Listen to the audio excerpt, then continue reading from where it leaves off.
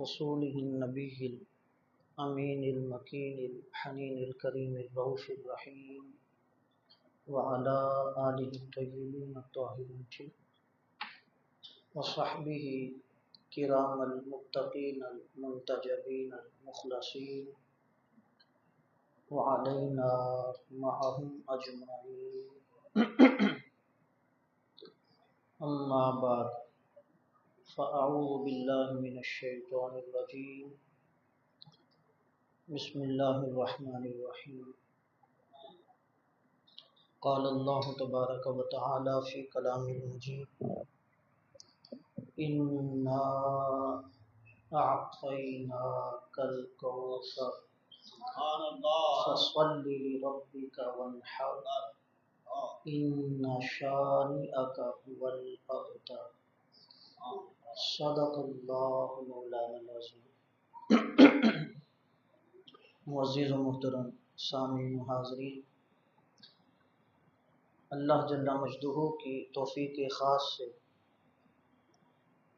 حضور علیہ السلام کے نالین اقدس کے تصدق سے ہم آج کی اس عظیم الشان جشن میلاد النبی صلی اللہ تعالیٰ علیہ وآلہ وسلم کے عنوان سے منعقدہ نشست میں حاضر ہیں. اللہ رب العزت ہماری حاضری قبول فرمائے، ہم سب کے لیے اس نشست میلاد کو بخشش اور نجات کا ذریعہ بنائے، ہمیں ایمان میں استقامت اور قوت نصیب فرمائے، اعمال صالحہ میں برکت و کثرت عطا فرمائے. آج کی یہ نشست چند نوجوان جنہوں نے اپنا خوشی کے ساتھ اظہار محبت حضور علیہ السلام کے 1500 سالہ جشن میلاد کے موقع پر کیا اور اس محفل پاک کا اہتمام کیا، انعقاد کیا، اللہ رب العزت ان تمام احباب کو، منتظمین کو، معاونین کو اپنی بارگاہ خاص سے دنیا اور آخرت کی جزائیں نصیب فرمائے، برکات عطا فرمائے، حسنات نصیب فرمائے. آج کی گفتگو کے لیے عقیدہ اہل سنت کے حوالے سے ایک اہم گوشہ آپ احباب کی خدمت میں عرض کرنا چاہ رہا ہوں تاکہ مجلس میلاد النبی صلی اللہ تعالیٰ علیہ وآلہ وسلم میں ہم اپنے عقیدے کی پختگی لے کر جائیں. حضور علیہ السلام کے ساتھ جو ہمارا عشقی اور حبی تعلق ہے دل کا، اس تعلق حبی میں اور تعلق عشقی میں مزید پختگی آئے اور زمانے میں جیسی بھی آندیاں چلیں، طوفان چلیں، ہمارے عقیدہ میں کچھ فرق نہ آ سکے. تو اس مناسبت سے آج کی نشست میں مجلس میلاد ہے. حضور علیہ السلام کی عظمت کے اور آپ علیہ السلام کے مقام کی معرفت کے حوالے سے ایک اہم گوشہ آپ احباب کی خدمت میں رکھنا چاہ رہا ہوں، اور وہ ہے حضور علیہ السلام کے اختیارات کا باب. بعض احباب اور جیسے عموماً آج کل سوشل میڈیا پہ اور اکثر یہ بات میں کہتا ہوں، یہ بحثیں چلتی ہیں، بیگانے لوگ، بیگانوں سے مراد غیر مسلم لے رہا ہوں، غیر مسلم لوگ اگر اس طرح کی بات کریں تو یہ ایک الگ معاملہ ہے کہ اللہ نے اپنے محبوب کریم صلی اللہ علیہ وآلہ وسلم کو کچھ دیا ہے یا نہیں، اتنا دیا ہے، اتنا نہیں دیا، کیا دیا ہے، کیا نہیں دیا. یہ بحثیں اگر وہ بیگانے لوگ کریں تو الگ معاملہ ہے. کلمہ پڑھنے والے لوگ اگر اس طرح کی بحثیں کھول لیں اور یہ زاویے ماپنے لگیں کہ اللہ رب العزت نے اپنے محبوب صلی اللہ علیہ وآلہ وسلم کو اتنا دیا ہے، اتنا نہیں دیا، حضور علیہ السلام کیا دے سکتے ہیں، کیا نہیں دے سکتے، ان کے مقام کی یہ حد ہے، یہ حد نہیں ہے، اگر کلمہ پڑھ کے یہ چیزیں ماپنے لگیں تو پھر یہ ایمان کی محرومی کی طرف یہ چیز لے کے جاتی ہے۔ اور حتیٰ کہ ایسا دیکھا گیا ہے اور آپ کے مشاہدات میں بھی ہوگا، لوگ جب اس باب میں آتے ہیں تو انکار کرتے کرتے توحید کی آڑ لے کر، شان توحید بیان کرتے ہوئے آڑ لیتے ہیں توحید کی، توحید کی آڑ لے کر وہ آگے پھر متقین سے شروع کرتے ہیں، اولیاء تک، صوفیاء تک، عرفاء تک آتے ہیں، توحید کا نام لے کے کہ اللہ کے چاہنے سے سب کچھ ہوتا ہے، کسی کے چاہنے سے کچھ نہیں ہوتا۔ یہ لیبل توحید کا لگاتے ہیں، اوپر ٹائٹل توحید کا دیا، پھر عام ایمان والوں سے شروع ہوتے ہوتے حتیٰ کہ اوپر سید الانبیاء تک بھی آ کے معاذ اللہ توحید کی آڑ میں کہتے ہیں کہ استغفر اللہ العزیز، آقا علیہ السلام بھی چاہیں تو کچھ نہیں کر سکتے، نقل کفر نہ باشو۔ یہ عقیدہ قرآن مجید کے خلاف ہے، احادیث نبوی صلی اللہ علیہ وآلہ وسلم کے خلاف ہے، عقائد صحابہ کے خلاف ہے اور سواد اعظم کے خلاف ہے۔ یہ توحید کی آڑ لے کے ہر کسی کا انکار کرنا، حتیٰ کہ آقا علیہ السلام کے مقام عظیمت کا انکار کر دینا، یہ ایمان سے محرومی اور بدبختی کا راستہ ہے۔ اس لیے میں نے چاہا کہ اپنے متعلقین کے عقیدے کی پختگی کے لیے آج اس باب میں کچھ چیزیں آپ کے سامنے رکھتا ہوں۔ حضور علیہ الصلوۃ والسلام کے اختیارات کا دائرہ کیا ہے؟ اس ضمن میں بہت ساری آیات ہیں جن کو پڑھ کے ان کی روشنی میں آقا علیہ السلام کے اختیارات کے مضمون پر گفتگو کی جا سکتی ہے، مگر ان میں سے چونکہ مختصر نشست ہے، محدود وقت ہوتا ہے، ایک بڑی معروف سورہ مبارکہ جو میں نے آپ احباب کی خدمت میں تلاوت کی اور اس سے گفتگو کی بنیاد بنا کے آگے گفتگو کو شروع کر رہا ہوں۔ اللہ رب العزت نے ارشاد فرمایا، اعوذ باللہ من الشیطان الرجیم، انا اعطیناک الکوثر،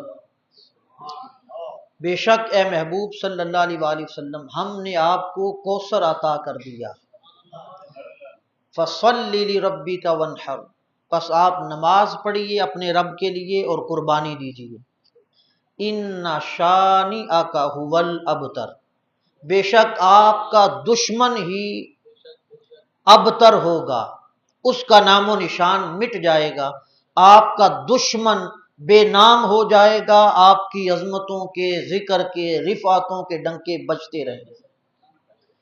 یہ تھا تحت اللفظ اس سورہ مبارکہ کا ترجمہ۔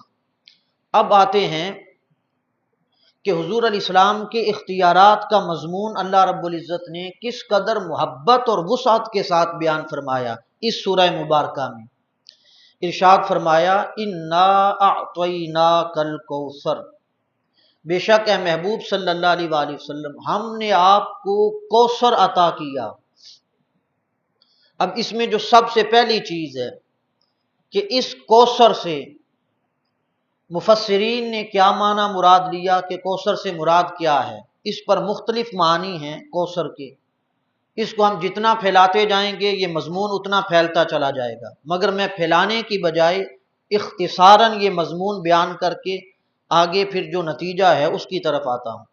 بعضوں نے اس سے مراد لیا جنت کا حوض، کہ اس سے مراد حوض کوثر ہے جو جنت میں ایک حوض ہے، اللہ نے وہ کہا کہ محبوب وہ حوض کوثر دیا۔ بعضوں نے کہا کہ اس سے مراد نہر کوثر ہے، بعضوں نے کہا کہ اس سے مراد جنت ہے، بعضوں نے کہا اس سے مراد معجزات کی کثرت ہے، بعضوں نے کہا درجات کی کثرت ہے، بعضوں نے کہا آپ کی اولاد کی کثرت ہے۔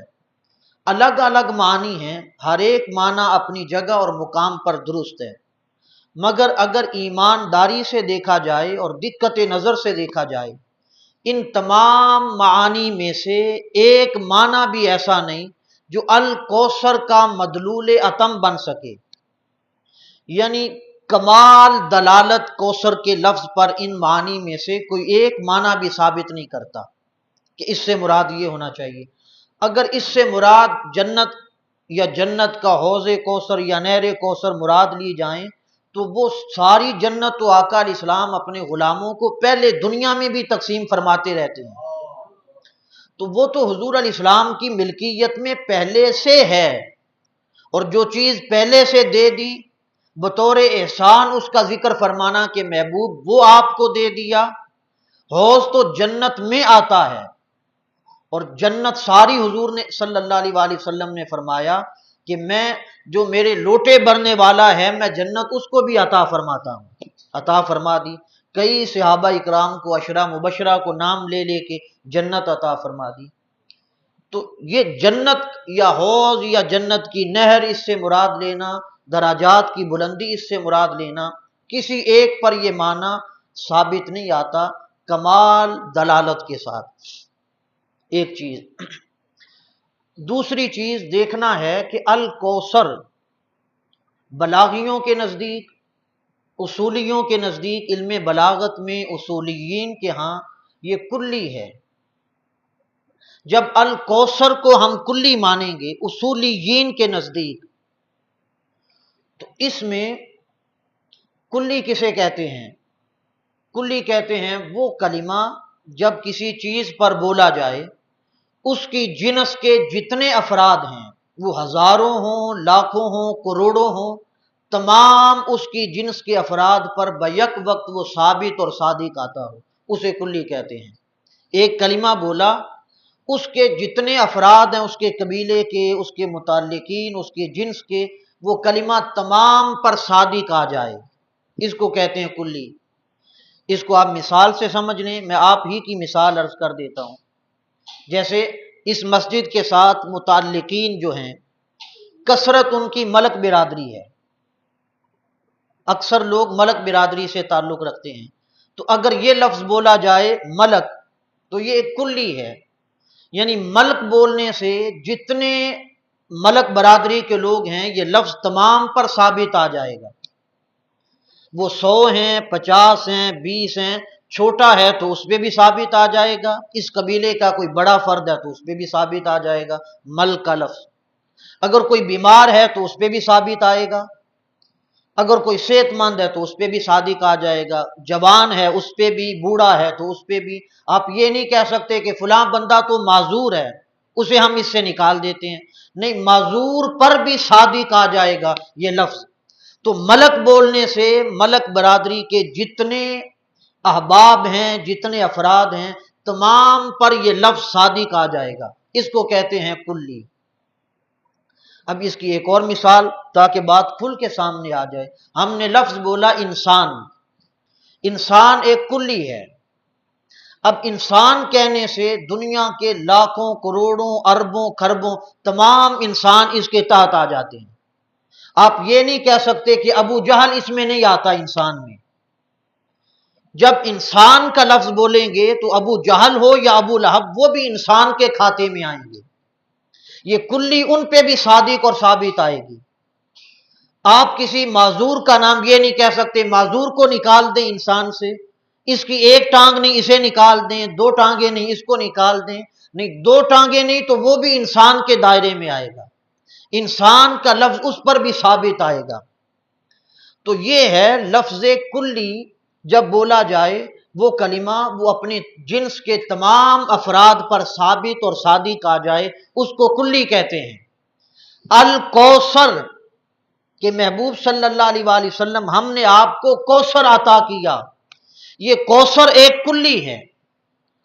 کثرت کی جتنی جنسیں ہیں وہ تمام اس کے اندر آتی ہیں۔ انسان ایک کلی ہے، یہ عالم کثرت کا ایک فرد ہے انسان۔ حیوانات عالم کثرت کا ایک فرد ہے، نباتات عالم کثرت کا ایک فرد ہے، جمادات ایک کلی ہے، عالم کثرت کا ایک فرد ہے۔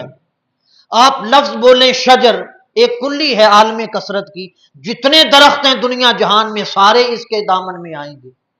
آپ نے لفظ بولا جن، یہ ایک کلی ہے، جتنے جنات ہیں زمین و آسمان میں یہ سارے اس کے دامن میں آئیں گے، جن عالم کثرت کی ایک کلی ہے۔ ملائکہ آپ نے لفظ بولا فرشتہ، یہ ایک کلی ہے، جتنے ان گنت بے حساب فرشتے ہیں سارے عالم کثرت کی ایک کلی ہے، سب فرشتے کے تحت آئیں گے۔ زمین ایک کلی ہے، عالم کثرت کا ایک فرد ہے، آسمان عالم کثرت کا ایک فرد ہے۔ اب یہ اللہ رب العزت نے فرمایا محبوب صلی اللہ علیہ وآلہ وسلم ہم نے آپ کو عطا کرنے کی بات کی، تو اس میں اللہ رب العزت نے یہ نہیں کہا کہ فلاں چیز دی، نہر کوثر عطا کی، حوض کوثر عطا کیا، معجزات کی کثرت عطا کی، درجات کی کثرت عطا کی، سب معنی حق ہیں، مگر رب جو احسان کے ساتھ کہہ رہا ہے اعطیناک الکوثر، اور اعطینا آپ علماء سے پوچھیں، عربی گرامر جاننے والوں سے پوچھیں، اعطیناک الکوثر کا معنی بھی یہ ہے کہ ہم نے آپ کو کوثر دے دی۔ یہ جو ابتدا میں انا لگایا، انا پھر دوبارہ کہا اعطینا، یہ دو بار لفظ نا آیا، انا اعطینا، یہ انا لگانے کا معنی کیا ہے؟ بات تو انا کے بغیر بھی کامل ہو رہی تھی، تو انا لگا کر گویا اللہ رب العزت نے فرمایا ببانگے دوہل کہتا ہوں، کھل کے کہتا ہوں، اعلان کرتا ہوں، اپنا بیگانہ ہر کوئی سن لے۔ اللہ رب العزت نے یہ نہیں کہا کہ میں نے نہر کوثر دی، حوض کوثر دیا، جنت دی، معجزات کی کثرت دی، درجات کی کثرت دی، نہیں کہا الکوثر، کوثر کے دامن میں جتنی کثرتیں آتی ہیں، حیوانات کی کثرت ہو، نباتات کی کثرت ہو، جمادات کی کثرت ہو، شجر کی کثرت ہو، حجر کی کثرت ہو، اے محبوب جنوں کی کثرت ہو، ملائک کی کثرت ہو، زمینوں کی کثرت ہو، آسمانوں کی کثرت ہو، شرق سے لے کے غرب تک خدا کی خدائی میں جو کچھ ہے مصطفیٰ الکوثر میں نے تجھے عطا کر دیا ہے۔ کہا محبوب صلی اللہ علیہ وآلہ وسلم میری خدائی میں جو کچھ ہے وہ سب میں نے آپ کو عطا کر دیا، وہ سارا آپ کے نام کر دیا۔ تو اب آپ ایمانداری سے سوچیں، اللہ رب العزت تو الکوثر کہہ کے وہ سارا آقا علیہ السلام کو عطا فرما رہا ہو، تو اور عطا فرمانا اور کہنا کہ محبوب تجھے دے دیا، ایک ہے دینا، ایک ہے دے دینا، دونوں باتوں میں فرق ہے۔ آپ اپنے معمول کی زندگی میں یہ دو لفظ بولتے اور سنتے ہوں گے، فلاں چیز کدھر ہے؟ وہ فلاں کو دی ہے۔ دی کا مطلب کیا؟ وہ دی ہوئی چیز واپس آ جاتی ہے۔ فلاں چیز کدھر ہے؟ وہ فلاں کو دے دی ہے، اور دے دی کا معنی یہ ہے بس دے دی اب اسی کی ہے، واپس آنے کا امکان نہیں ہے۔ تو یہ کہا اعطیناک الکوثر، محبوب ایک میری ذات کے سوا میری ساری خدائی میں کل مخلوقات یہ عالم کثرت میں آتی ہیں، اور الکوثر کہہ کے کہہ دیا محبوب میری خدائی میں جو کچھ تھا میں نے آپ کو دے دیا ہے۔ اور جب دے دیا تو معنی یہ ہوا کہ محبوب میری کل خدائی کا مالک تو ہوا۔ اب ایمانداری سے فیصلہ کر لیں، مختار کے حقوق زیادہ ہوتے ہیں یا مالک کے حقوق زیادہ ہوتے ہیں؟ تو اللہ رب العزت نے فرمایا محبوب ہم نے تو آپ کو مالک بنا دیا ہے۔ جب مالک بنا دیا تو مختار کی بحث کہاں پہ رہ گئی کہ یہ دے سکتے ہیں یہ نہیں دے سکتے، یہ کر سکتے ہیں یہ نہیں۔ کہا محبوب سب کچھ تیرا ہے، جو تو چاہے تو وہ کر سکتا ہے، تجھے مالک بنا دیا ہے۔ اعطیناک الکوثر کہہ کے اب اس میں توجہ طلب چیز، جب کسی کو کوئی چیز دی جائے، کوئی چیز ہبہ کیا جائے کسی کو، وہ چیز ہبہ اس میں قبضے کا ہونا ضروری ہے۔ کوئی چیز کسی کو آپ نے دی اس میں قبضہ کیا جاتا ہے۔ اب الکوثر کہا کہ محبوب ہر کثرت ہم نے آپ کو دے دی، تو قبضہ کہاں پہ تھا؟ کوئی کہہ سکتا ہے قبضہ کہاں پہ پایا گیا؟ اس کے لیے آپ کو شب معراج کی طرف آنا پڑے گا۔ شب معراج جب اللہ رب العزت نے اپنے محبوب صلی اللہ علیہ وآلہ وسلم کو بلایا اپنی ملاقات کے لیے، اور بلایا ہے اپنے دیدار اور ملاقات کے لیے، ساتھ جبرائیل کو بھیجا کہ کم و بیش 1,24,000 جو انبیاء اور مرسلین تشریف لا چکے تھے کہ ان ساروں کو آج مسجد اقصی میں بلا لو۔ اب انتہائی توجہ سے سنیں، توجہ طلب بات تو یہ ہے محبوب اور محب کی ملاقات ہے، یار اور یار کی ملاقات ہے، اس میں درمیان میں اوروں کو کیوں بلایا؟ 1,24,000 کو جمع کیوں کیا؟ ملاقات تو ہے محبوب اور محب کی، اور یاروں کی ملاقات خلوت مانگتی ہے، جلوت نہیں مانگتی۔ موسیٰ علیہ السلام سے طور پہ ملاقات کی اور کسی کو نہیں بلایا، ابراہیم علیہ السلام سے ملاقات کی اور کسی کو نہیں بلایا۔ سوال یہ ہے حضور علیہ السلام کی ملاقات کا وقت ہے، 1,24,000 انبیاء و مرسلین کو کیوں بلایا؟ اس پہ توجہ کرنے کی ضرورت ہے۔ جب سارے مسجد اقصی میں آ گئے، اللہ رب العزت نے فرمایا کہ قانون یہ کہتا ہے جب کسی کے نام کوئی چیز کی جائے، وہ نام کوئی چیز کسی کے کر سکتا ہے جو اس چیز کا مالک ہو، اگر اس کے درمیان کوئی اور شخص بھی اس کا مشترک ہو تو ایک شخص اس کا اعلان نہیں کر سکتا، وہ چیز ہبہ نہیں کر سکتا۔ مثلا ایک چیز میری اور میرے بھائی کی دونوں کی ہے، میں کسی دوسرے کو اکیلا وہ چیز نہیں دے سکتا۔ اگر وہ چیز اکیلی میری ہے، اب میں کسی کو چاہوں تو دے سکتا ہوں، اس کو کچھ بولنے کی ضرورت نہیں۔ اب اللہ نے کہا الکوثر اعطیناک الکوثر، میں نے کوثر عطا کر دی ہے۔ اس میں دیکھنا پڑے گا یہ ساری خدائی ہے کس کی؟ پہلی چیز تو اس کا اعلان قرآن مجید میں جا بجا قانون میں لکھ دیا کہ وَلِلَّهِ مِيرَاثُ السَّمَاوَاتِ وَالْأَرْضِ، آسمان اور زمینوں میں جو کچھ ہے اس کا وارث اللہ ہے۔ لِلَّهِ مَا فِي السَّمَاوَاتِ وَمَا فِي الْأَرْضِ، زمین و آسمان میں جو کچھ ہے اس کا مالک اللہ ہے۔ للہ ملک السماوات والارض، آسمان اور زمینوں کی بادشاہی اللہ کی ہے، مالک اللہ ہے، وارث اللہ ہے، بادشاہی اللہ کی ہے۔ وہ اعلان کر چکا لوگوں ساری خدائی میں نے بنائی، میں اکیلا مالک ہوں، جس کو چاہوں دوں، کسی کو کہنے کی ضرورت نہیں ہے رب نے کیا دیا کیا نہیں، کہ میں جس کو چاہوں جتنا چاہوں دے سکتا ہوں، میں اکیلا وارث ہوں زمین و آسمان کی کل خدائی کا۔ اب اس نے انبیاء اور مرسلین کو مسجد اقصی میں کیوں بلایا؟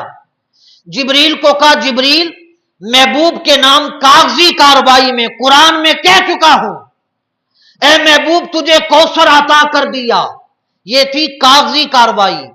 مگر کسی بھی چیز کو جب ہبہ کیا جائے دیا جائے قبضہ اس پر ضروری ہوتا ہے، اور فرمایا اے جبرائیل محبوب کے نام کاغذی کاروائی تو کر دی ہے قرآن میں، اب دینا ہے قبضہ اپنے یار کو، اور وہ قبضہ پہلے 1,24,000 انبیاء اور مرسلین کو دے چکا ہوں۔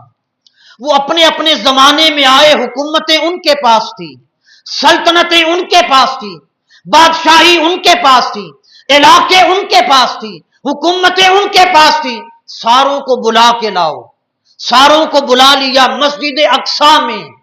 انبیاء کو بلانے میں راز یہ تھا آج ان سے قبضہ لے کے قبضہ اپنے محبوب کے سپرد کرنا تھا۔ جب سارے آ گئے مسجد اقصی میں، اللہ رب العزت نے فرمایا اے نبیو رسولو سنو، میں نے تمہیں زمین میں نبوت دی تھی، رسالت دی تھی، حکومتیں دی تھی، سلطنت دی تھی، شاہی دی تھی، تمہارا راج چلتا تھا۔ اب وہ ساری سلطنت، وہ ساری حکومت، وہ ساری عظمتیں کیا میرے محبوب کے سپرد کرتے ہو؟ کاغذی کاروائی میں الکوثر کہہ کے اعلان کر چکا ہوں، میں نے سب محبوب کے نام کر دیا، آج میرے محبوب کے نام پر وہ اپنا قبضہ چھوڑتے ہو تاکہ محبوب کا قبضہ ثابت ہو جائے۔ سب نے چہرہ مصطفیٰ کی طرف دیکھا اور دیکھ کر کہا مولا 2 رکعت نماز پڑھنے کا اہتمام کر دے، تیرے یار کے پیچھے کھڑے ہو کے کہیں گے، پیچھے اس ایمان کے مصطفیٰ کے مقتدی بن کر اعلان کر دیں گے ہم نے قبضہ چھوڑا، آج سے کائنات کا اکیلا مالک مصطفیٰ ہے۔ ہر ایک نے کہا ہم اپنا قبضہ چھوڑ دیں گے اور اعلان کریں گے کہ محبوب آپ کے نام پر ہم نے وہ قبضہ چھوڑ دیا، 2 رکعتیں صرف محبوب کے پیچھے پڑھنے دے۔ تو سب آقا علیہ السلام کے پیچھے کھڑے ہو گئے اور انہوں نے کہا پیچھے اس امام کے، تو اعلان ہو گیا کہ محبوب انہوں نے آپ کے نام پر قبضہ چھوڑ دیا۔ اب امام عبد الوہاب شعرانی رحمت اللہ علیہ یہ 10ویں صدی کے مجدد مانے گئے ہیں، امام عبد الوہاب شعرانی رحمت اللہ علیہ، انہوں نے اپنی کتاب الیواقیت والجواہر فی عقائد الاکابر اس میں لکھا ہے، امام شعرانی فرماتے ہیں فرشتوں کو اللہ رب العزت نے کہا تم سدرۃ المنتہا پہ جمع ہو جاؤ، फरिश्ते सिदरतुल मुंतहा पे जमा हो गए। क्यों कहा? इमाम शौरानी फरमाते हैं जमीन की हुकूमत और सल्तनत और ये कब्जा था अंबिया के पास, रसूलों के पास, मगर आसमानों का कब्जा और सल्तनत है फरिश्तों के पास। सिदरतुल मुंतहा पे सबको बुलाया और बुला के कहा हम कागजी कार्रवाई में कुरान में कह चुके हैं आतैना कल कौसर, महबूब के नाम सारी सल्तनत और खुदाई लिख दी है। अब बात है कब्जे की। नबियों ने रसूलों ने तो अपना कब्जा छोड़ दिया और मेरे महबूब के सपुर्द जमीन कर दी। क्या तुम आसमान का कब्जा मेरे महबूब के नाम पर छोड़ते हो, ऐलान करते हो? इमाम शौरानी फरमाते हैं उस वक्त जिब्राइल सब की क़ियादत करते हुए बोला, उसने कहा बारी ताला 2 रकाता सानू भी यार दे पीछे पढ़ लें। महबूब के पीछे 2 रकातों की कीमत, हम आसमान की सारी शाही छोड़ते हैं, सिर्फ यार के पीछे 2 रकातें पढ़ लेने दे, सारा कब्जा छोड़ने का ऐलान करते हैं। अल्लाह रब्बुल इज्जत ने फरमाया इजाजत है। इमाम शौरानी फरमाते हैं फरिश्तों ने सिदरा पे सफ़ें बनाई, आका अलैहिस्सलाम ने इमामत फरमाई, सब फरिश्तों ने कहा पीछे इस इमाम के। जब पीछे इस इमाम के कहा, गोया उन्होंने भी ऐलान कर दिया अब ये राहें ढूंढने वालों के मुस्तफा को ये कुछ मिला, ये कुछ नहीं मिला, ये दे सकते हैं, ये नहीं दे सकते, ये इख्तियार है, ये इख्तियार नहीं है। जमीन की हुकूमत जिनके पास थी सब ने कब्जा छोड़कर कहा कि आका आपके नाम करते हैं सारी हुकूमत। आसमान की हुकूमत जिन मलाइक के पास थी सब ने पीछे इक्तिदा में नमाज पढ़ के कहा आपको इमाम मानकर कब्जा छोड़ते हैं। इमाम शौरानी कहते हैं ऐलान हो गया जमीन का इकलौता वारिस भी मुस्तफा है, आसमान का मालिक भी मुस्तफा है। ये था अल कौसर।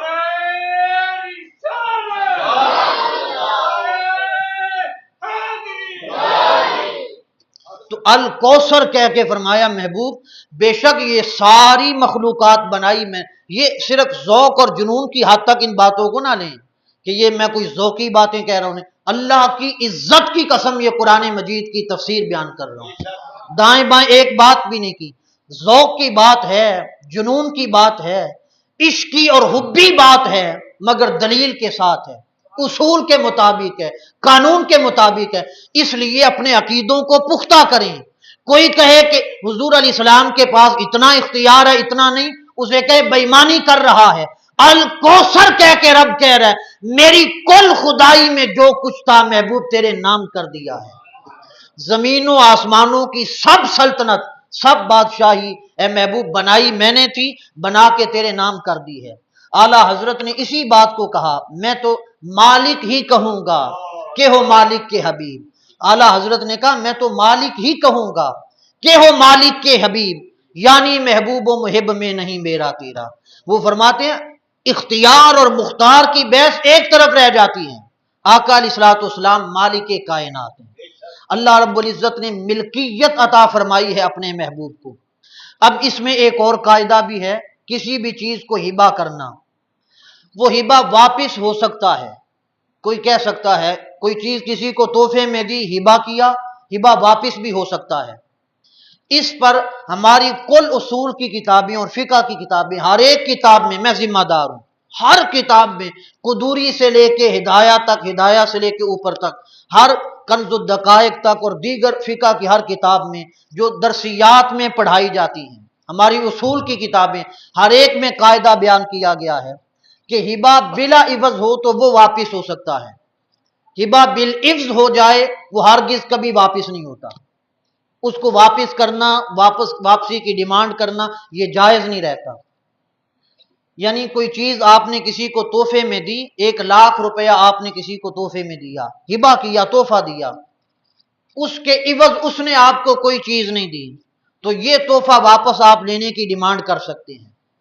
अगर हिबा बिल इव्ज हो जाए, यानी आपने किसी को 1 लाख का तोहफा दिया या 1 लाख की कीमत की कोई चीज दी, उसने बदले में आपको 10 रुपए की पेंसिल इवज में दे दी, उसने कहा ये मेरी तरफ से इसके इवज आप रख लें, ये है हिबा बिल इव्ज। अब इवज में जो चीज दी उसकी कीमत का एतबार नहीं है, सिर्फ इवज होना चाहिए, कुछ भी हो। अगर हिबा बिल इव्ज हो जाए ہماری فقہ کی اصول کی تمام کتابیں بتاتی ہیں ہبہ بالعوض کبھی واپس نہیں ہو سکتا، نہ واپس لینے کا چانس باقی رہتا ہے۔ اب یہ تو کہا رب نے، اب یہ جب یہ قانون آپ کے علم میں آ گیا، اب دیکھیں اللہ رب العزت نے فرمایا انا اعطیناک الکوثر، محبوب ہم نے آپ کو کوثر دے دی، یہ ہبہ کر دیا۔ کوئی کہہ سکتا تھا یہ واپس ہو سکتا ہے، ہبہ ہے، واپس لینا، ڈیمانڈ کرنا، یا وصال کے بعد واپس ہو سکتا ہے۔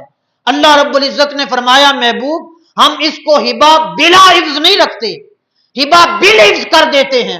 فصلی لربک وانحر، محبوب اب تو یوں کر، بدلے میں قیمت ادا کر دے، اس کا عوض ادا کر دے۔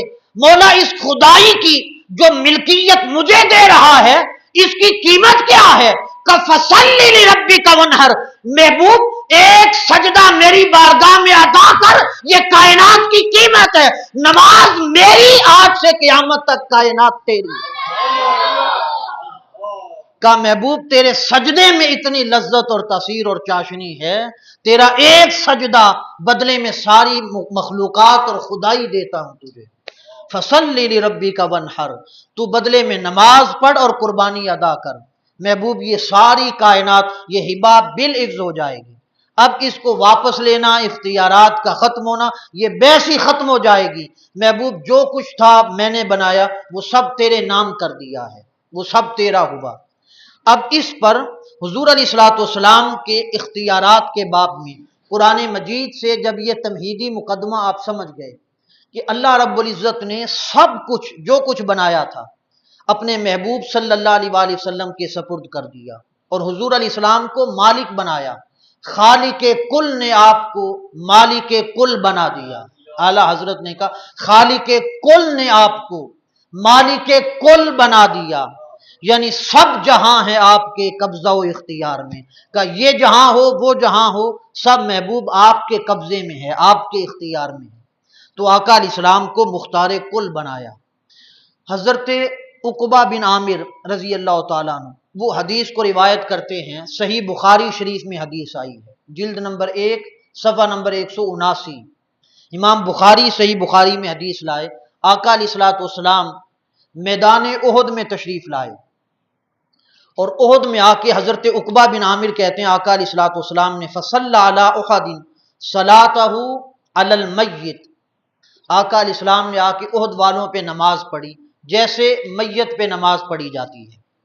وہ نماز پڑھ کے ثم انصرف الی المنبر، آقا علیہ السلام اپنے منبر پہ تشریف لے آئے۔ اب منبر پہ تشریف لانا اس سے مراد کیا ہے کہ لوگوں کا ہجوم تھا، جمع غفیر تھا، اکیلے نہیں تھے، اور بھی کثرت کے ساتھ لوگ تھے۔ سال کے بعد آقا علیہ السلام احد کے سال گزرنے کے بعد تشریف لائے ہیں، نماز پڑھی اور آقا علیہ السلام منبر پہ تشریف لے آئے۔ اب اس سے عرس کی دلیل بھی نکلتی ہے، مزارات پہ جانا، وہاں پہ جا کے منبر لگانا، واعظ کرنا، جلسہ منعقد کرنا، یہ آقا علیہ السلام کی سنت سے ثابت ہے، اور امام بخاری صحیح بخاری میں حدیث لائے ہیں۔ قبروں پر آقا علیہ السلام نے منبر لگایا اور وہاں پہ خطاب کیا، واعظ کیا، یہ امام بخاری کی صحیح بخاری ہے۔ منبر لگایا آقا علیہ الصلوۃ والسلام نے، اور منبر لگا کے فرمایا فقال انی فرۃ لکم، فرمایا میں تمہارا پیشوا ہوں، آگے جا کے تمہارے لیے راستہ ہموار کرنے والا ہوں، آگے جا کے تمہارے لیے آسانیاں پیدا کرنے والا ہوں۔ یعنی آقا علیہ السلام اپنی امت کو مخاطب کر کے، صحابہ اکرام کو مخاطب کر کے کہہ رہے ہیں آگے آخرت میں، فرمایا جو مشکلات تم پہ آئیں گی میں تمہارا پیشوا ہوں، وہ سب مشکلات جا کے دور کروں گا، تمہارے قریب کسی پریشانی کو نہیں آنے دوں گا۔ قربان جائیں آقا آپ کی شفقت پر اور عنایت پر، آپ کی رحمت پر اور کرم پر۔ حضور فرمائیں میں تمہارا پیشوا بن کے آؤں گا قیامت کے دن، اور تمہاری مشکلات کو دور کروں گا۔ اور پھر کلمہ پڑھ کے کلمہ پڑھنے والا کہے کہ معاذ اللہ اختیار نہیں حضور کے پاس کچھ، اللہ ہدایت کی توفیق نصیب فرمائے۔ اور پھر آقا علیہ السلام نے فرمایا وَأَنَا شَهِيدٌ عَلَيْكُمْ، میں تم سب پر گواہ ہوں۔ اور پھر فرمایا آقا علیہ السلام نے وَإِنِّي وَاللَّهِ لَأَنظُرُ إِلَى حَوْضِي الْآن، فرمایا اللہ کی عزت کی قسم، وَإِنِّي وَاللَّهِ، کہ اللہ کی عزت کی قسم لانظر الی حوضی الان، میں اب بھی جنت میں جو میرا حوض کوثر ہے اسے اپنی آنکھوں سے دیکھ رہا ہوں، وہ حوض میری آنکھوں کے سامنے ہے۔ اب ایمانداری سے سوچیں، بخاری کی حدیث ہے، آقا علیہ السلام مدینہ میں ہیں اور حوض کہاں پہ ہے؟ 7 آسمانوں کے پار سدرۃ المنتہا ہے، سدرۃ المنتہا کے دامن میں جنت ہے، جنت کے اندر حوض ہے، اور آقا علیہ السلام فرماتے ہیں مدینہ میں بیٹھ کے میں اب بھی اپنے حوض کوثر کو دیکھ رہا ہوں۔ ارے جو نبی مدینہ میں بیٹھ کے 7 آسمانوں کے پار سدرۃ المنتہا کے پار جنت کے اندر حوض کوثر کو دیکھ سکتے ہیں، خدا کی قسم باریانہ میں غلاموں کی محفل بھی دیکھ سکتے ہیں۔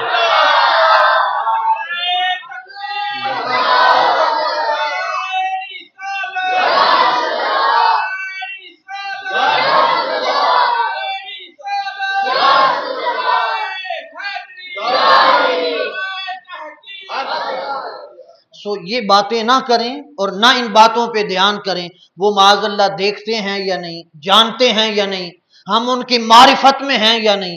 بخاری شریف، انتہائی ذمہ داری سے کہہ رہا ہوں، صحیح بخاری جلد 1 صفحہ نمبر 179، نشانات میرے پاس لگے ہیں، نشان لگائے ہوئے ہیں کتاب پر، اصل کتاب عربی کی، کوئی دیکھنا چاہے بڑی خوشی کے ساتھ آئے دیکھیں۔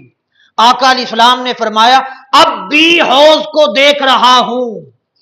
جب 7 آسمانوں کے پار حضور کی نگاہ مبارک کا یہ عالم ہے تو کسی نے کیا خوب کہا، فریاد امتی جو کرے حال زار میں، ممکن نہیں کہ خیر البشر کو خبر نہ ہو۔ کہ جب حضور 7 آسمانوں کے پار نگاہ مبارک کا یہ عالم ہے تو پھر زمین میں جس کی کل شاہی آقا علیہ السلام کے پاس ہے، اپنے محبوبوں کا حال کیوں نہیں دیکھتے ہوں گے؟ اس کے بعد جو ہمارے مضمون سے متعلق بات ہے، اسی حدیث میں آگے آقا علیہ السلام نے فرمایا وَإِنِّي أُعْطِيتُ مَفَاتِيحَ خَزَائِنِ الْأَرْضِ، آقا علیہ السلام نے فرمایا اور مجھے عطا کر دی ہیں اللہ نے زمین کے سب خزانوں کی چابیاں، فرمایا سب خزانوں کی چابیاں اللہ نے مجھے دے دی۔ اور خزانوں کی چابیاں دینے کا معنی کیا ہے؟ جس کو چابیاں دی خزانے بھی اسی کے پاس ہیں، اور جس کے پاس خزانے ہیں، جس کو خزانے دے دیے اختیار بھی اسی کے پاس ہے۔ گویا کا محبوب یہ کائنات، یہ خزانے، یہ نعمتیں بنائی تو میں نے ہیں، بنا کے اعطی تو محبوب تجھے عطا کر دی، تیری مرضی، جس کو چاہے جتنا چاہے، یہ تیرا کام، تو جان تیرے غلام جانے۔ میں تو اتنا کہتا ہوں وَأَمَّا السَّائِلَ فَلَا تَنْهَرْ، محبوب جو مانگنے والا آئے مانگے، خالی نہ جائے، جو مانگے تو دیتا جا، میں تیرے خزانے بڑھاتا جاتا ہوں۔ تو فرمایا محبوب اعطی تو، آقا علیہ السلام نے کہا مفاتیح خزائن الارض، اللہ نے سب زمینی خزانوں کی چابیاں میرے سپرد کر دی ہیں، وہ سب خزانے میرے پاس ہیں۔ اور ایک حدیث میں فرمایا انما انا قاسم واللہ یعطی، بے شک اللہ مجھے دیتا ہے اور آگے میں ہی تقسیم کرتا ہوں۔ فرمایا آقا علیہ السلام نے قاسم میں ہوں۔ اب اس پر یہ تو تھا زمینی خزانوں کی چابیاں ایک جہت، اس میں اگر خزانوں کی طرف آئیں گے، مال سے، دنیا سے، آقا علیہ السلام نے کتنوں کو نوازا اور کن کو نوازا اور کتنا نوازا، یہ ایک الگ مضمون ہے۔ اس پر ایک بات اصول کی حدیث کی کہہ دی، فرمایا سب زمین کے خزانوں کی چابیاں اللہ نے مجھے دے دی۔ اس سے ہٹ کے ایک گوشہ اور آخرت کے حوالے سے لیتے ہیں، یہ تو دنیا کی بات تھی۔ صحیح مسلم کی حدیث ہے، حضرت ربیعہ رضی اللہ تعالیٰ عنہ، وہ کہتے ہیں معروف زمانہ حدیث ہے مسلم شریف کی، کہتے ہیں میں آقا علیہ السلام کو وضو کرواتا تھا رات کو، تہجد کے وقت جب بیدار ہوتے تو پانی کا لوٹا بھرتا۔ محدث ہیں امت کے، آقا علیہ السلام کے جلیل القدر صحابی ہیں، مگر کہتے ہیں حضور کی خدمت یہ کرتا تھا، لوٹے بھرتا تھا آقا علیہ السلام کے۔ ایک رات تہجد میں آقا علیہ السلام بیدار ہوئے، میں نے پانی کا لوٹا پیش کیا، آقا علیہ السلام کی رحمت جوش میں آ گئی، فرمایا سل یا ربی، اے ربی مانگ، اور ایک روایت میں سلنی، مجھ سے مانگ، سل یا ربی، مانگ آج جو مانگنا ہے، یہ آقا علیہ السلام نے فرمایا۔ اب یہ سل عربی گرامر میں فعل متعدی ہے، فعل متعدی اور اس کا فعل متعدی کو ذکر کیا جائے قاعدہ ہے مفعول کو حذف کر دیا جائے، فعل متعدی تو ذکر کیا جائے مفعول ذکر نہ کیا جائے، مفعول کو اڑا دیا جائے تو یہ عموم اور اطلاق کا معنی دیتا ہے۔ یعنی جیسے اس کو مثال سے یوں کہیں کہ کسی نے کہا اس نے کھانا کھایا، کھانا کھایا یہ ہے فعل متعدی، مفعول ذکر نہیں کیا، بھی کتنا کھایا، کب کھایا، کیا کھایا، یہ ساری باتیں اڑا دی۔ عموم اور اطلاق کا معنی ہے اس میں، ممکن ہے اس نے کوئی اعلیٰ سے اعلیٰ کھانا کھایا ہو، بہت زیادہ کھایا ہو، تو فعل متعدی ذکر کیا جائے، مفعول حذف کر دیا جائے، عموم کا معنی آتا ہے، اطلاق کا معنی عربی گرامر میں آتا ہے۔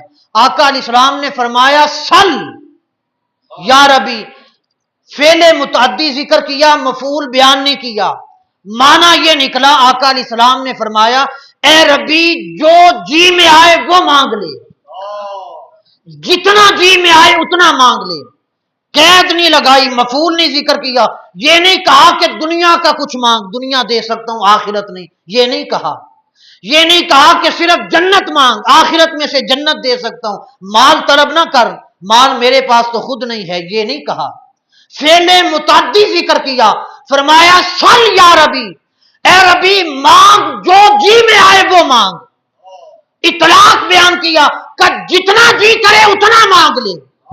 اب یہ بات کون کہہ سکتا ہے کہ جو جی میں آئے وہ مانگ، جتنا جی کرے اتنا مانگ؟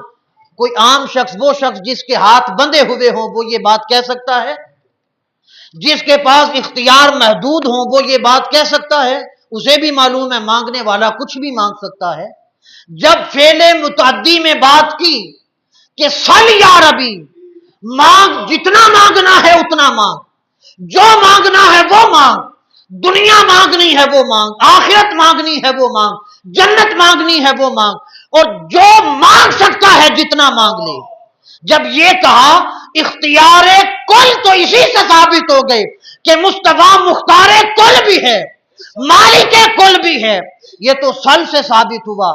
آگے صحابی کی بات سنیں، اس نے کہا انی اسألک مرافقتک فی الجنہ، اسألک کہا، آقا میں آپ سے مانگتا ہوں، اسألک، اسألو نہیں کہا کہ میں مانگتا ہوں، یا یہ نہیں کہا کہ آپ کے صدقے سے اللہ سے مانگتا ہوں، نہیں، کہ انی اسألک، حضور میں تو مالک ہی کہوں گا کہ ہو مالک کے حبیب، کہ آپ سے مانگتا ہوں۔ صحابی کا عقیدہ سنیں، مسلم کی حدیث ہے، صحیح مسلم کی، سیاستہ کے دوسرے درجے کی کتاب ہے، دوسرے نمبر پر، ہمارے عقیدے کی سب سے اعلیٰ کتاب ہے بخاری کے بعد، صحیح مسلم شریف، اس کی حدیث ہے۔ صحابی کہتے ہیں انی اسألک، یا رسول اللہ میں آپ سے مانگتا ہوں مرافقتک فی الجنہ، جنت بھی دیں اور جنت میں اپنی خدمت بھی دیں، جنت میں اپنی نوکری بھی دیں۔ گویا صحابی نے قیامت تک آنے والوں کے لیے اعلان کر دیا، قیامت تک آنے والے مفتیوں یہ سنو صحابہ کا عقیدہ کیا تھا، کہ ہمارا عقیدہ یہ ہے کہ مصطفیٰ سے مانگنا صحابہ کا عقیدہ ہے، اور دنیا اور آخرت مصطفیٰ کی ملکیت میں سمجھنا یہ بھی صحابہ کا عقیدہ ہے، کہ حضور آپ سے مانگتے ہیں اور جنت آپ سے مانگتے ہیں، مانگنا بھی آپ سے حق ہے اور دنیا اور آخرت کا قبضہ بھی آپ کے پاس ہے، ہم تو آپ سے مانگیں گے، آپ جانے، آپ کا خدا جانے، ہم تو صرف آپ کو جانتے ہیں، بس آپ عطا فرمائیں۔ یہ تھا صحابہ اکرام کا عقیدہ، وہ دنیا بھی طلب کرتے تھے، آخرت بھی طلب کرتے تھے۔ احکام کے باب میں یہ بھی صحیح مسلم شریف کی حدیث، آقا علیہ السلام نے حضرت ابو ہریرہ رضی اللہ تعالیٰ عنہ روایت کرتے ہیں، نبی ہریرہ رضی اللہ تعالیٰ عنہ قال خطبنا رسول اللہ صلی اللہ علیہ وسلم یا ایھا الناس قد فرض علیکم الحج فحجوا، آقا علیہ السلام نے لوگوں کو جمع کیا اور فرمایا اے لوگو تم پر حج فرض کر دیا گیا، سو حج کیا کرو، حج فرض کر دیا گیا، سب لوگ حج کیا کرو۔ اب اس پر فقال رجل یا رسول اللہ صلی اللہ علیہ وآلہ وسلم، ایک شخص بولا، اس نے کہا آقا اکل عامن، حضور کیا ہر سال حج کرنا ہم پہ فرض ہو گیا ہے، کیا ہر سال حج کیا کریں؟ فسکت النبی صلی اللہ علیہ وآلہ وسلم، آقا علیہ السلام خاموش رہے۔ حتی قالہا ثلاثا، یہاں تک کہ اس شخص نے 3 بار پوچھا، پھر بولا اکل عام یا رسول اللہ، آقا علیہ السلام چپ رہے۔ تیسری مرتبہ پھر بولا اکل عام یا رسول اللہ، حضور کیا ہر سال حج کرنا ہم پر فرض ہے؟ فقال رسول اللہ صلی اللہ علیہ وآلہ وسلم لو قلت نعم لوجبت، آقا علیہ السلام نے فرمایا اگر میں ہاں کہہ دیتا، وہ صحابی کہہ رہا تھا حضور کیا ہر سال حج کریں، ہر سال فرض ہے؟ فرمایا لو قلت نعم لوجبت، اگر میری زبان سے یہ نکل جاتا ہاں ہر سال حج کرنا فرض ہے، کہ خدا کی قسم ہر سال فرض ہو جاتا۔ لم استطعتم، اور تم اس کی طاقت نہ رکھتے۔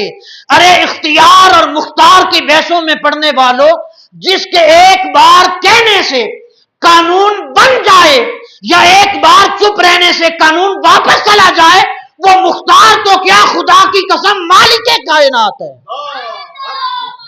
اگر کہہ دیتے ہاں تو کا قانون بدل جاتا، حج فرض ہر سال ہو جاتا۔ میں چپ رہا، ہر سال فرض نہیں ہوا۔ زندگی میں استطاعت ہو تو ایک بار کر لیا کرو، ایک بار فرض ہے۔ جس کے ایک بار بولنے سے فرض بن جائے یا فرض واپس چلا جائے، وہ مختار نہیں ہے، وہ مالک ہوتا ہے، وہ مالک ہے۔ اور الکوثر کہہ کے اللہ رب العزت نے حضور علیہ الصلوۃ والسلام کو مالک کائنات بنایا ہے۔ پھر زمینی آسمانی نظام سب پہ سلطنت آقا علیہ السلام کی ہے۔ اس پہ معجزات کا بیان، معجزات کی کثرت کا بیان ہم سنتے رہتے ہیں۔ یہ اس مختصر وقت میں الکوثر کا معنی آپ کو عرض کیا کہ خدا کی خدائی میں جو کچھ تھا الکوثر کہہ کے اللہ رب العزت نے سب اپنے محبوب کے نام کر دیا ہے۔ اور اس میں پھر چند ایک گوشے آپ کے سامنے رکھیے، زمینی نظام کے حوالے سے احادیث کی روشنی میں، آسمانی نظام کے حوالے سے، اخروی نظام کے حوالے سے، احکام الہیہ کے نظام کے حوالے سے۔ حضرت خزیمہ انصاری کے بارے میں کہا، بخاری اور مسلم کی حدیث ہے، یہ سب مستند کتابیں اور مستند احادیث عرض کر رہا ہوں اس مضمون کے ضمن میں۔ آقا علیہ السلام نے بازار میں سودا کیا ایک اونٹ کا کسی یہودی کے ساتھ، کافر کے ساتھ، تو اس سے کہا کہ میرے پاس ابھی پیسے نہیں ہیں، تم پیچھے آؤ، میں گھر سے پیسے لے کے تمہیں دیتا ہوں اور اونٹ لے لوں گا۔ اب ابو جہل نے دیکھا اور دیگر کافروں نے، انہوں نے کہا کہ یہ محمد صلی اللہ علیہ وآلہ وسلم نے سودا کیا ہے۔ اس نے جا کے زیادہ پیسے لگا دیے، اس نے کہا یہ پیسے اتنے زیادہ دیتا ہوں، اونٹ میرے ہاتھ بیچ دو۔ اس نے کہا میں تو سودا کر چکا ہوں محمد صلی اللہ علیہ وآلہ وسلم کے ساتھ۔ اس نے ابو جہل نے آگے سے کہا گواہ تو کوئی نہیں سودے کا، تم انکار کر دو، تم کو میں نے سودا کیا ہی نہیں، یہ پیسے زیادہ مجھ سے لے لو۔ اب زیادہ پیسے اس نے دیے، وہ مان گیا۔ اب آقا علیہ السلام پیسے لے کے آئے، فرمایا یہ پیسے لو اور اونٹ دو۔ اس نے کہا کون سا اونٹ، میرا آپ کے ساتھ کوئی سودا نہیں ہوا، مکر گیا، انکار کر دیا۔ اس نے کہا کسی قسم کا سودا نہیں ہوا ہمارے درمیان۔ آقا علیہ السلام نے فرمایا ابھی تو سودا کیا تھا۔ اس نے کہا کوئی گواہ لائیں۔ اب اس پہ آقا علیہ السلام خاموش ہوئے۔ یہ جب تکرار ہو رہا تھا، حضرت خزیمہ انصار میں سے ایک صحابی تھے، وہ قریب سے گزرے، انہوں نے یہ بحث اور تکرار سنا، قریب آ کے کہا یا رسول اللہ صلی اللہ علیہ وآلہ وسلم، میں گواہی دیتا ہوں ایمان کے ساتھ کہ آپ نے اس کے ساتھ سودا کیا تھا۔ اس پر آقا علیہ السلام نے فرمایا خزیمہ تو موقع پہ موجود ہی نہیں تھا، تو نے یہ معاملہ، یہ سودا دیکھا نہیں، سنا نہیں، اور بغیر موجودگی کے گواہی دینا درست بات نہیں ہے۔ تم یہ گواہی نہیں دے سکتے، اس کے گواہ نہیں بن سکتے کہ آنکھوں سے دیکھا نہیں یہ معاملہ، اور دیکھے بغیر گواہی درست نہیں۔ جب یہ کہا تو حضرت خزیمہ انصاری آگے سے بولے، عرض کیا یا رسول اللہ صلی اللہ علیہ وآلہ وسلم، کیا میں نے خدا کو دیکھا ہے؟ آقا علیہ السلام نے فرمایا نہیں۔ کہا حضور کیا آپ بتا سکتے ہیں کہ میں خدا کی خدائی پہ گواہ بنتا ہوں یا نہیں، گواہی دیتا ہوں یا نہیں؟ آقا علیہ السلام نے فرمایا ہاں تم گواہی دیتے ہو، اسی لیے تو مسلمان ہو۔ کہا حضور میں نے خدا کو دیکھا نہیں تو گواہ کیسے بن سکتا ہوں؟ فرمایا میری زبان سے سنا ہے کہ خدا ہے۔ عرض کیا حضور آپ کی زبان سے سن کر دیکھے بغیر خدا کو مان لے تو اونٹ کا زمینی سودا اس کی اوقات کیا ہے؟ آپ نے کہہ دیا سودا کیا ہے، خدا کی قسم گواہی دیتا ہوں آپ نے سودا کیا ہے۔ کہا یہ تو معاملہ ہی کچھ نہیں۔ جب گواہی دی آقا علیہ السلام خوش ہو گئے اس میں۔ اب اس پر آقا علیہ السلام نے، قرآن کہتا ہے، قرآن کا مضمون ہے، قرآن کہتا ہے شہیدین رجلین، جب کسی کو گواہ بنایا جائے شرعی طور پر گواہی تب ثابت ہوگی جب دو مرد ہوں، یا ایک مرد اور دو عورتیں ہوں، وامرأتان، ایک مرد ہو یا دو عورتیں ہوں، اس وقت گواہی کامل ہوگی۔ ایک مرد ہے تو گواہی نہیں ہو سکتی، ایک مرد ایک عورت ہے شرعی طور پہ گواہی ثابت نہیں ہو سکتی۔ دو گواہ ہونے چاہیے، دو مرد ہونے چاہیے، یا ایک مرد اور دو عورتیں ہونے چاہیے، اب گواہی ثابت ہوگی۔ اور یہ قانون کس نے بنایا؟ قرآن نے۔ بولیے کس نے؟ نتیجہ خیز بات ہے، سب بول کے اقرار کریں، یہ قانون کس نے بنایا؟ قرآن نے۔ قرآن کہتا ہے دو مرد گواہی دیں۔ اب سنیں، جب حضرت خزیمہ نے آقا علیہ السلام کے حق میں بغیر سنے دیکھے گواہی دی، آقا علیہ السلام کا قلب اطہر خوش ہوا، معلوم تھا حضور پر قرآن آیا ہے، حضور نے آگے قانون بتایا ہے کہ دو مرد یا ایک مرد اور دو عورتیں گواہ بن سکتی ہیں، مگر فرمایا لوگوں سنو، یہ قانون اوروں کے لیے تھا، خزیمہ کے لیے میں الگ قانون بناتا ہوں۔ پڑھو بخاری، پڑھو مسلم، آقا نے کہا فمن شہید خزیمہ فہو حسبہ، خزیمہ اکیلا بھی گواہی دے دے کافی ہے۔ ارے قرآن کہے دو گواہ ہونے چاہیے، مصطفیٰ کہے خزیمہ اکیلا بھی دو تو چل جائے گی، رب نے آگے سے وحی نہیں بھیجی۔ محبوب میری بات تو یہ تھی، تو یہ کہتا ہے، رب کہتا ہے یار تیرا بولنا بھی میرا بولنا ہے، اوروں کے لیے دو ہو تو گواہی ہے، تو نے کہہ دیا خزیمہ اکیلا بھی کہے تو دو کے برابر ہے۔ یہ ہے مختار کل ہونا، قرآن کا بنا ہوا قانون، کسی کے لیے چاہیں تو رہنے دیں، کسی کے لیے چاہیں تو توڑ کے نیا بنا دیں۔ جب حضور قرآن کا قانون توڑ کے اپنی مرضی سے بنائیں، اب بھی کوئی شک رہ جاتا ہے کہ حضور کے پاس کیا اختیار تھا کیا نہیں، میں تو مالک ہی کہوں گا کہ ہو مالک کے حبیب۔ سب اختیارات آقا علیہ السلام کے پاس تھے۔